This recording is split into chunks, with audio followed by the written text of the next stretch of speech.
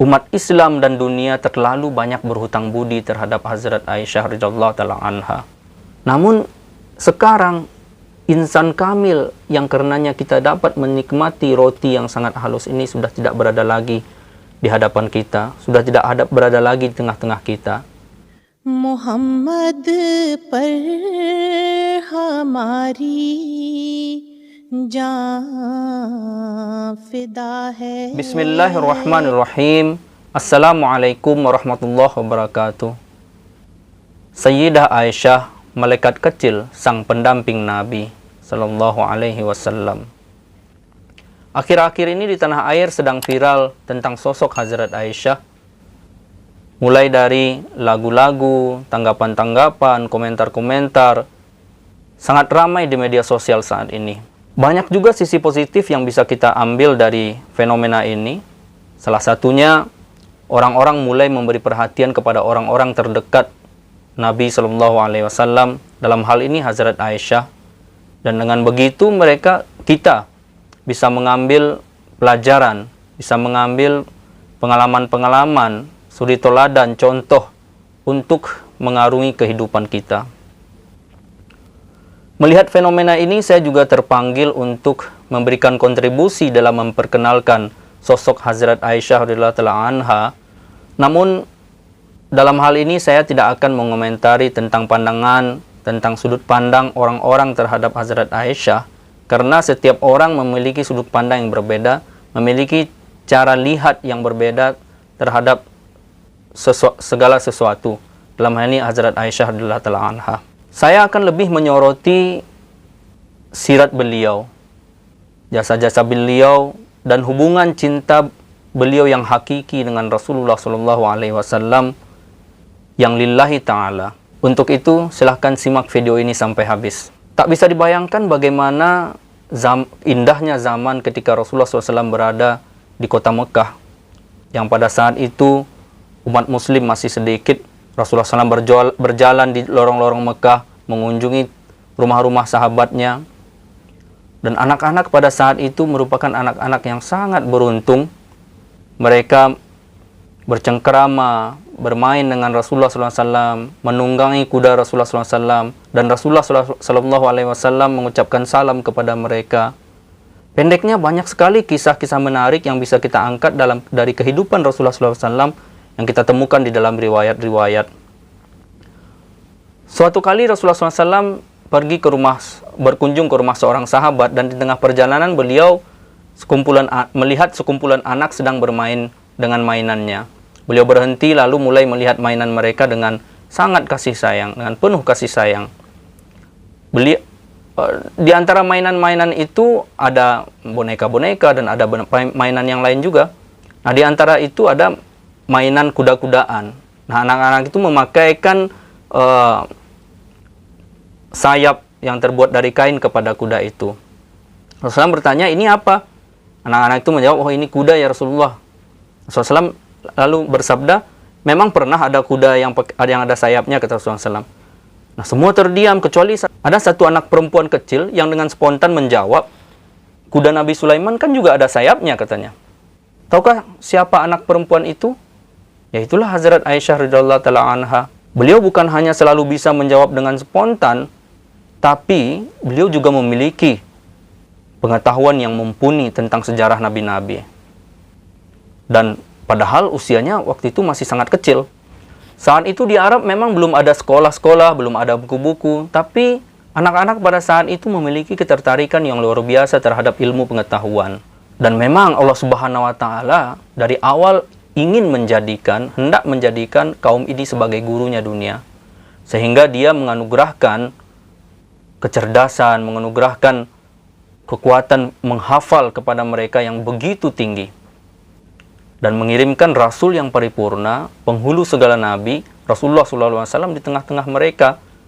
Dan diturunkan kitab suci Al-Quran, kitab yang paling sempurna, yang penuh dengan khazanah-khazanah di tengah mereka. Hazrat Sayyidah Aisyah radhiyallahu taala anha juga merupakan bagian dari orang-orang yang beruntung itu.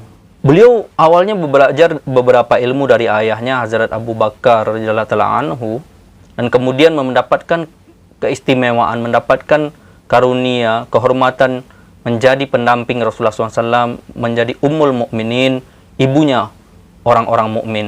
Beliau belajar agama dari sumbernya langsung, yakni Rasulullah SAW, kemudian mengajarkannya kepada para sahabat, dan ilmu itu lalu sampai kepada kita pada saat ini. Oleh karena itulah Rasulullah SAW pernah bersabda, belajarlah separuh ilmu agama dari Aisyah. Ini menggambarkan betapa Hazrat Aisyah merupakan seorang yang alim. Hazrat Aisyah terlahir memang sudah muslim, dan beliau diberikan nama Aisyah.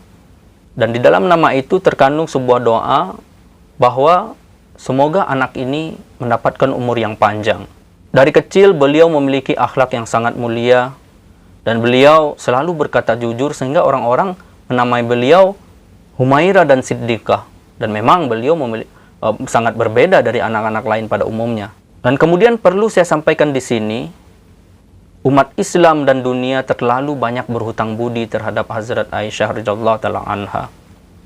Contohnya saja, kalau bukan karena beliau, maka kita tidak akan pernah tahu tentang detailnya peristiwa hijrah. Beliau adalah perawi yang sangat banyak mengingat tentang peristiwa hijrah dibandingkan perawi-perawi lainnya. Ketika Hazrat Khadijah wafat, Rasulullah SAW menikahi Hazrat Saudah dan Hazrat Aisyah. Namun Hazrat Aisyah baru tinggal bersama Rasulullah SAW setelah hijrah ke Madinah. Ada yang menarik dari pernikahan ini. Pernikahan yang berberkat ini, yakni antara Rasulullah SAW dengan Hazrat Aisyah, diadakan pada bulan Syawal. Di zaman jahiliyah, orang-orang menganggap bulan Syawal ini adalah bulan yang penuh dengan kesialan. Nah, dengan menikahnya Rasulullah SAW dengan Hazrat Aisyah di bulan Syawal, dan kemudian syadi atau ruksat atau serah terima beliau kepada Rasulullah SAW juga terjadi di bulan Syawal. Akhirnya semua anggapan orang-orang di zaman jahiliyah tentang kesialan bulan Syawal ini jadi terpatahkan.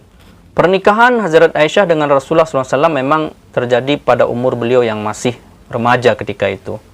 Namun tentu standar kebalighan seorang ketika zaman itu kan juga berbeda, sehingga tidak bisa dijadikan suatu bahan kritikan. Malah ada hikmah yang luar biasa di balik pernikahan itu. yakni beliau diharapkan memiliki umur panjang dan mengajarkan ilmu agama dalam jangka waktu yang panjang. Dan benar saja, beliau memiliki umur yang panjang sesuai dengan namanya tadi, dan menjadi guru keislaman yang luar biasa. Salah satu jasa beliau adalah ilmu-ilmu keislaman tentang urusan perempuan diriwayatkan oleh beliau. Hadis-hadis juga paling banyak diriwayatkan oleh beliau. Sehingga dapat dikatakan bahwa Hazrat Aisyah adalah salah satu unsur penting sempurnanya penyampaian syariat Islam. Beliau pernah ditanya tentang akhlak Rasulullah SAW, dan beliau bersabda, akhlak Rasulullah SAW itu ya Al-Quran. Yani kalau ingin melihat Al-Quran berjalan, maka lihatlah Rasulullah SAW. Qaul dan fi'il Rasulullah SAW itu sesuai dengan Al-Quran. Dan ini sesuai dengan ayat Al-Quran, وَمَا يَنْتِقُ عَنِ الْهَوَىٰ إِنْ هُوَ إِلَّا وَحْيُ يُوحَىٰ. Yani semua tindak tanduk dan ucapan Rasulullah SAW berada dalam bimbingan wahyu Allah Subhanahu wa Ta'ala. Nah, sekarang timbulkan pertanyaan bahwa apakah Rasulullah SAW tidak pernah salah, dan kalau pernah salah bagaimana hukumnya? Nah, kalau ingin saya membuat video tentang ini, silahkan tulis di kolom komentar. Wahyu ilahi, wahyu Al-Quran juga paling banyak diturunkan di hujrahnya Hazrat Aisyah. Dan Rasulullah SAW dimakamkan di hujrah beliau. Dengan begitu, kemungkinan orang-orang untuk menyembah kuburan Rasulullah SAW menjadi terhalang. Karena Rasulullah SAW pernah bersabda bahwa terkutuklah orang-orang Nasara dan Yahudi yang menyembah kuburan nabi-nabi mereka. Nah, perlu dicatat di sini yang dikutuk oleh Rasulullah SAW adalah orang-orang Nasrani dan orang-orang Yahudi yang menyembah kuburan nabi-nabi mereka.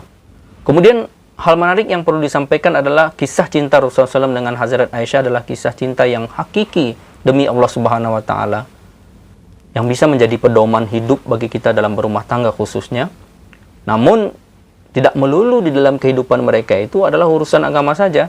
Pernah diriwayatkan bahwa Rasulullah SAW pernah berlomba lari dengan Hazrat Aisyah. Ketika Hazrat Aisyah masih kurus, Hazrat Aisyah menang. Nah, kemudian ketika Hazrat Aisyah sudah mulai agak gemuk, Rasulullah SAW mengajak lagi lomba lari, dan Rasulullah SAW menang. Kemudian Hazrat Rasulullah SAW bersabda, Aisyah, ini adalah balas dendam dari hari itu ketika kamu mengalahkanku.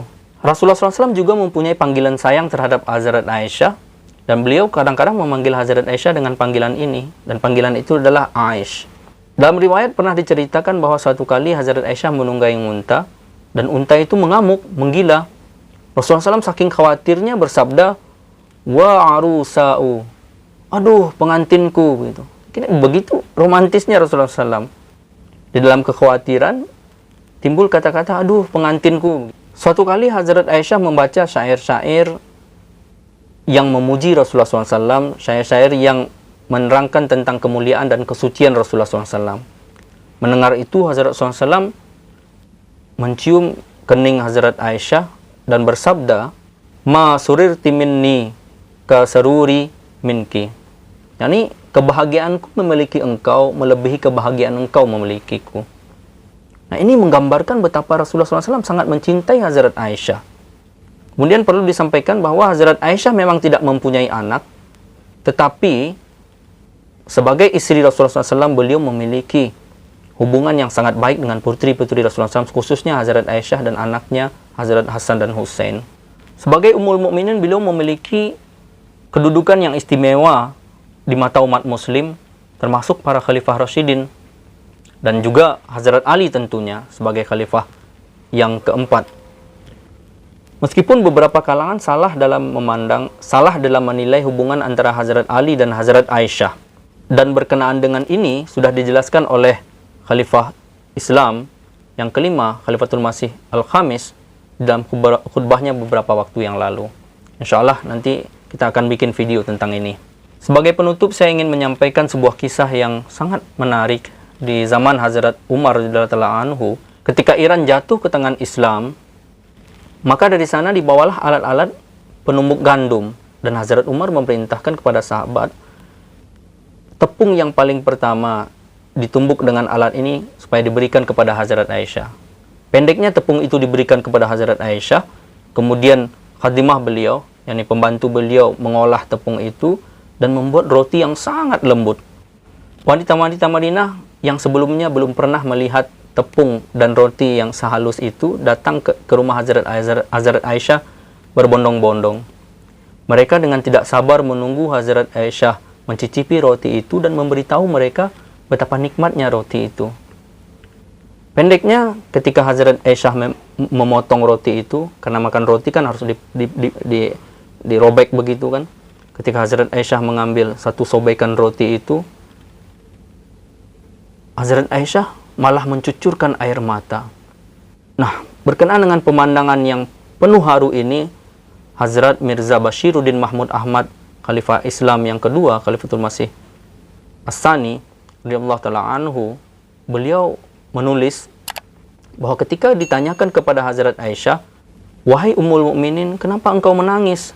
Hazrat Aisyah menjawab, aku menangis bukan karena ada kekurangan di dalam roti ini.